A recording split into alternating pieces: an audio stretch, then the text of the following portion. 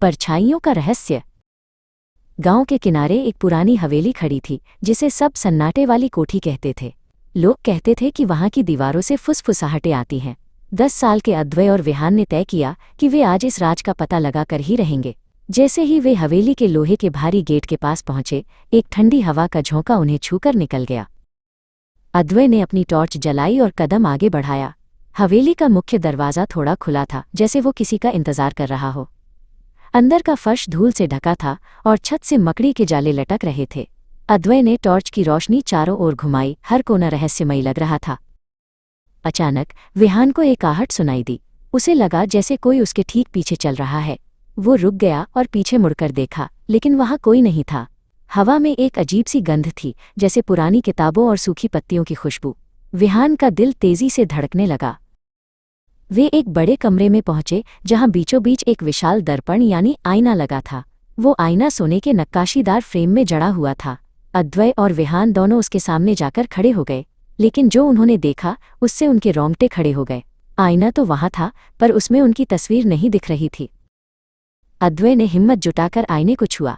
उसका हाथ ठंडे शीशे पर पड़ा, लेकिन वहां उसका प्रतिबिंब गायब था। उसे ऐसा लगा जैसे वो किसी दूसरी दुनिया की खिड़की देख रहा हो। कमरा वैसा ही दिख रहा था, लेकिन उसमें वे दोनों नहीं थे। अद्वै ने अपना हाथ हिलाया, पर आईने में कुछ नहीं बदला। अद्वै देखो, विहान चिल्लाया। विहान के पीछे आईने में एक धुंधली परछाई खड़ी थी। वो परछाई लंबी और काली थी, जिसके हाथ विहान के कंधों की तरफ बढ़ रहे थे। लेकिन जब विहान ने मुड़कर देखा तो पीछे कोई नहीं था। वो परछाई सिर्फ आईने के अंदर ही मौजूद थी। अचानक कमरे का भारी दरवाज़ा खुद ब खुद जोर से बंद हो गया। धड़ाम की आवाज़ गूंजी और चारों तरफ अंधेरा छा गया। अद्वै और विहान दरवाजे की तरफ भागे और उसे खोलने की कोशिश करने लगे, लेकिन वो अंदर से लॉक हो चुका था। ऐसा लग रहा था जैसे हवेली उन्हें बाहर नहीं जाने देना चाहती। तभी आईने पर धूल के बीच कुछ शब्द उभरने लगे। अद्वै ने टॉर्च की रोशनी वहां डाली। लिखा था, जो खोया है उसे ढूंढो, तभी रास्ता खुलेगा। अद्वै समझ गया कि ये कोई पहेली है। उसने कमरे के हर कोने में देखना शुरू किया कि आखिर यहाँ क्या खोया हुआ है। विहान की नज़र कोने में रखे एक पुराने मिट्टी के फूलदान पर पड़ी। उसने उसके अंदर हाथ डाला और उसे एक पुरानी पीतल की चाबी मिली। जैसे ही उसने चाबी निकाली, आईने वाली परछाई गायब हो गई और कमरे में पसरा सन्नाटा और भी गहरा हो गया। विहान ने चाबी अद्वै की तरफ बढ़ाई। अद्वै ने चाबी लेकर दरवाजे के छेद में डाली।